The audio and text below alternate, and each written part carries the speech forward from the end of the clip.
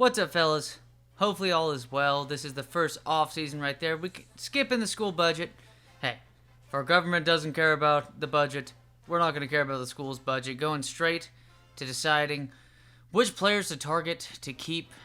Pretty much, the whole goal is just with players leaving to try to keep all of them. Looking at this one right here, I think it was best for him to stay, which makes sense. The dude was just, he's going to be a starter for this team next season. We lost so many dudes on this 14-0 team, undefeated A&M team from last season. Not national championship team, but still, looking back at there's Steve McGee going for this pro draft. Makes sense. Dude was a finalist for the O'Brien Award. Fifth place for the Heisman. Very, very good season himself. Big stay right there is Michael Bennett. He will be staying. Wide receiver number 5, though. Need more time to mull this over. So, okay, he needs more and more time. But all right, proved to play in the pros. Enjoy being a fucking 6th-round pick. That's all I got to say, dude. You might have been the number 1 wide receiver for this team, but Steve McGee was sharing the ball all around the field. And right here, one of the, it makes sense. It's a tough decision for this guy. He was one of the finalists, I think. Or maybe one, I think he was number 4, just outside the 3 finalists for the Thorpe Award. Now looking for, I believe, the Thorpe Award winner. At this point, hey. God damn, Seb.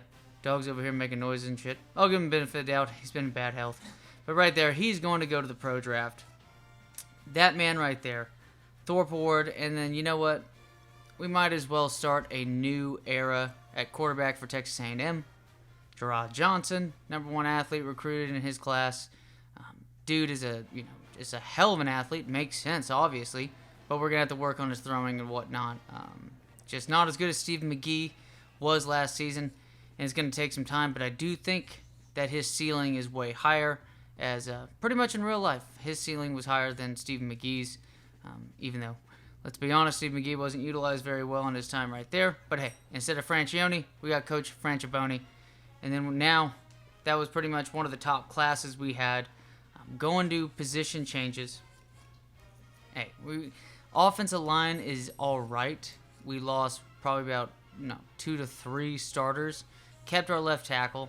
So we're going to move that guy to left guard.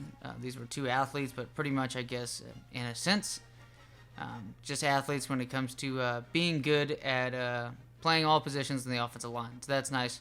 Maybe we get ourselves a Penei Sewell on this team.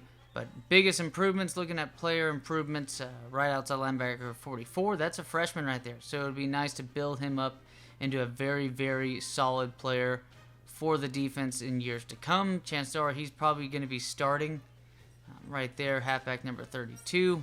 So pretty much finished with position changes. Now selecting offensive MVPs, or just MVP. You get to select one of each for each side of the ball. Makes sense. It's most valuable player, not players. And we're going to stick to cornerback number 27. Thorpe Award, finalist. He wanted to come back. I know he was a sophomore redshirt. But the dude, Thorpe Award finalist. He could have easily been a late first-round pick at this point. But we're going to make him and Mike Goodson, which means that they're both going to be the impact players, the guys with the stars on them, which makes perfect sense. Mike Goodson's going to be coming back next season. Now we can run a sick-ass triple option because Jaworski Lane can be utilized as the backup running back, can be utilized, as he's going to be the starting fullback. But as you can see, lost a lot of players compared to these big programs. Texas's offense is A+. USC is pretty much poised for a nice run. Oh, wait, nope, never mind. 2-year probation for John David Booty's team, even though John David Booty is pretty much gone at this point since he won the he won the Heisman Award. Colt Brennan wins the Davey O'Brien. It fucking baffles me. Please explain it to me why. What? Is it just empathy or something? I don't think the selection committee has empathy for anybody. Let's be honest, it's made of a bunch of politicians and shit. I don't think they give a fuck about anybody's feelings, so why would the finalist awards and stuff like that? And even writers. Writers don't give a fuck about people's feelings. Let's be honest. But cornerback number 27 on the All-American first team, so is kicker number 7. We got, of course, best returner in the country. And then second team, Tim Tebow. 95 overall. He's pretty much 99 overall, I'm pretty sure, in NCAA 09. Since he was technically his Heisman winning season last year over Colt Brennan. in real life. Rest in peace again to Cole Brennan, which is weird, that stuff happening. And we got this going on, but right outside linebacker 42, he's still representing, even though BJ Simmons is not technically on campus in this realm, this universe. But that pretty much tops it off for All-Americans. First team All-Big 12. You got Colt McCoy. You got the halfback from Kansas. Of course, Mike Goodson's right there. And finally we get another player.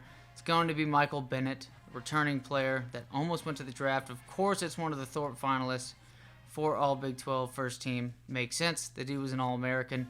So there you go. But Graham Harrell, quarterback number 6 for Texas Tech, halfback number 2 for Texas Tech. Start off the second team All-Big 12. Jaworski laying right behind him. So we do have one hell of a backfield between those guys. We got our left tackle right there. Of course, Martellus Bennett. I don't know why he wasn't an All-American to start off the season. He's one of the best rated tight ends in the country. Not only that, he was just outside. He was number 4. He finished 4th, which means he's the number 1 replacement guy. If there's going to be replacements for a finalist award, that's going to be the case. But here we go. Going to go through toughest places to play.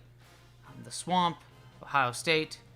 You got Beaver Stadium, USC, Michigan, the Big House, Notre Dame, right there, boring ass Notre Dame. Neyland Stadium for Tennessee, which is probably way lower nowadays, but Tiger Stadium, Death Valley. You got DKR Memorial Stadium right ahead of Texas A&M. Those two are always neck and neck when it comes to rankings, I'd imagine. OU, Oregon, Wisconsin, Louisville, Virginia Tech. In company, you got Auburn. Syracuse is in there for some fucking reason. But as always, fellas, looking forward to this new season.